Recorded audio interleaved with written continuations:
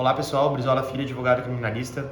Hoje eu quero comentar sobre o julgamento de procedência parcial nas ações diretas de constitucionalidade número 4109 e 3360 do STF, que deu interpretação conforme a Constituição ao artigo 1º da Lei 7960 de 89. O que isso quer dizer e por que tornou-se mais difícil a prisão temporária no país? Bom, em regra no Brasil só se pode ser preso após o trânsito em julgado, ou seja, quando não cabe mais recurso, quando tem uma decisão condenatória e não tem mais como tu atacar aquela decisão para inocentar ou diminuir aquela pena. Essa é a chamada prisão pena. Tem como ser preso antes do trânsito em julgado? Tem, mas essa não é a regra. É possível ser preso antes do trânsito em julgado através das chamadas prisões cautelares. Como dito, as prisões cautelares não são a regra, elas são a exceção. Em que pese, na prática, não seja tão exceção assim, porque 30% da população carcerária no Brasil hoje trata-se de presos provisórios, são mais de 217 mil pessoas que estão presas sem ter uma condenação, sem saber quanto tempo vão ficar lá, ou por certo, se deveriam estar lá.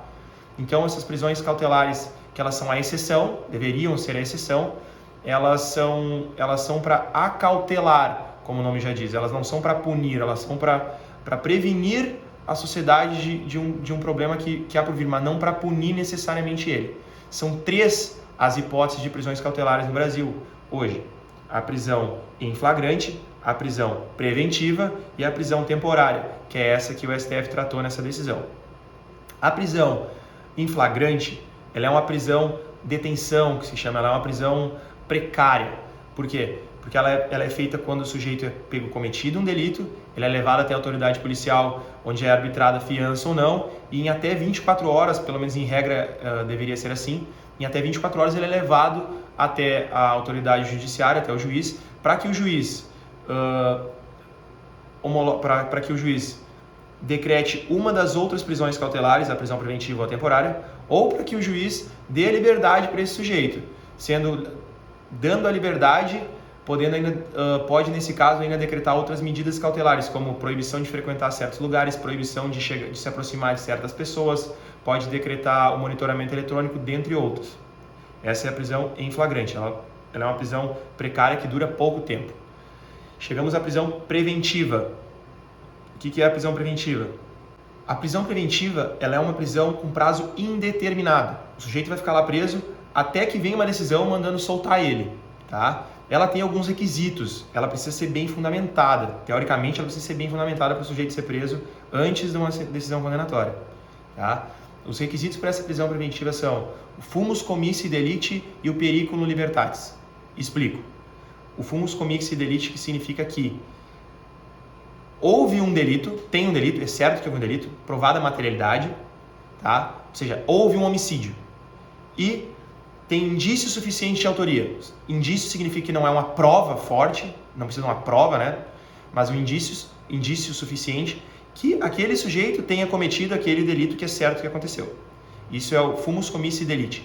O periculum libertatis, ele é o perigo que a liberdade daquele sujeito provoca para a sociedade, tá? O nosso Código de Processo Penal prevê o risco à ordem pública, risco à ordem econômica por conveniência da instrução criminal ou para assegurar a aplicação da lei penal, tá? Ou seja, e tem que fundamentar bem essa decisão, ou seja, além de é certo que aconteceu um crime, tem grandes possibilidades daquele sujeito ter cometido um crime. Esse sujeito ele é multireincidente, ele tem um histórico muito grande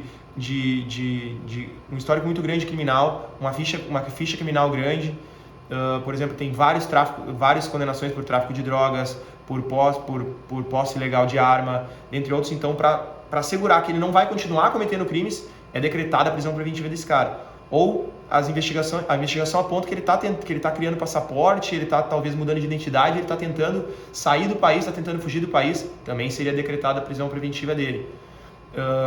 Ou ele está instruindo testemunhas, está ameaçando testemunhas, também seria decretada a prisão preventiva nele. Note-se, não é tão simples decretar essa prisão preventiva, em que pese ela aconteça bastante.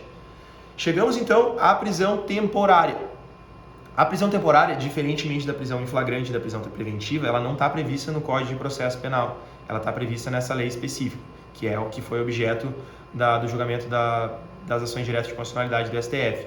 A prisão temporária, ela tem prazo determinado, de 5 dias mais 5 dias, ou de 30 mais 30, se for caso de crime hediondo ou equiparado, que é o tráfico, a tortura e o terrorismo.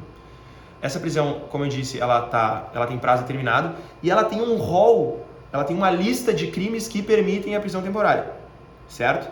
Ela além de para a prisão temporária ser decretada, ela tem que estar nessa lista e ela tem que ser imprescindível para as investigações policiais ou o sujeito tem que ter identidade incerta ou endereço incerto. O que acontece na prática? Na prática, sendo constado que era um daqueles crimes do rol, o sujeito era preso automaticamente, sem quase nenhuma fundamentação, pelo menos sem nenhuma fundamentação em concreto, mas em abstrato, que a gente chama, ou seja, está previsto o crime é previsto na lei de prisão temporária, decreto para assegurar, porque é imprescindível para a investigação criminal, e era decretada a prisão temporária. Era, por certo, uma prisão automática, certo? Alguns diziam que até era uma prisão obrigatória, porque o artigo 2º da Lei de Prisões Temporárias diz que será decretada, diferentemente do artigo da prisão preventiva do Código de Processo Penal, que diz que poderá ser decretada. Para alguns, a prisão temporária era uma obrigação, ela seria automática, era um dever do juiz decretar essa prisão, isso para alguns, certo? Então, ela era uma prisão, alguns chamavam de prisão para averiguação, onde tu prendia o sujeito para depois investigar se ele tinha alguma participação de fato com esse crime.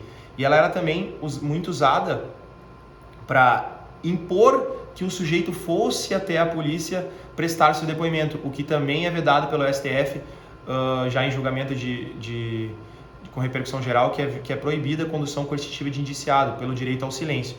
Então essa prisão ela era muito criticada pelos criminalistas e por certo por muitos juristas, dizendo que ela era uma prisão inconstitucional porque antecipava a pena, ela não tinha fundamentação e ela deixava o sujeito automaticamente preso se estava elencado com alguns daqueles rolos, em algum daqueles crimes da lei de prisão temporária. Com o julgamento do STF, o que aconteceu? Basicamente, o STF equiparou, ou seja, o pedido era para que se fosse julgada inconstitucional essa lei, que ela fosse extirpada do ordenamento jurídico e ficasse só com a prisão preventiva e a prisão em flagrante. O STF não foi tão longe. O STF julgou parcialmente procedente a ação para dizer que pode sim aplicar a prisão temporária, mas ela tem alguns requisitos que devem ser observados. E aí ele foi além do que a lei prevê e além do que estava sendo feito. Então, basicamente, equiparou a prisão temporária aos requisitos da prisão preventiva. É preciso ser fundamentado com o perigo em concreto do fato, tá? E o que ficou de diferente, então, o que ficou diferente da prisão preventiva para a prisão temporária?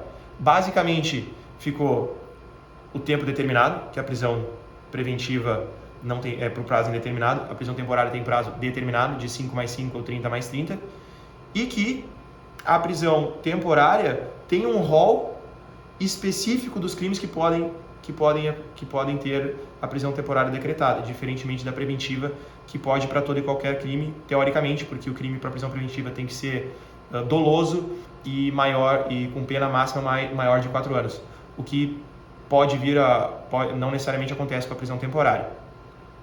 Sobre esse rol taxativo, que a gente diz também, sobre esse rol de crimes da prisão temporária, o STF disse mais.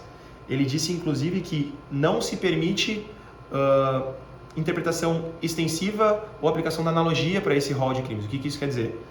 Tem alguns crimes ali que já não existem mais no ordenamento jurídico. O crime de quadrilha ou bando não existe mais. Ele é um crime que trocou de nome, hoje ele é previsto como associação criminosa. Esse crime de associação criminosa não foi para a lei de prisões temporárias. O que o STF disse?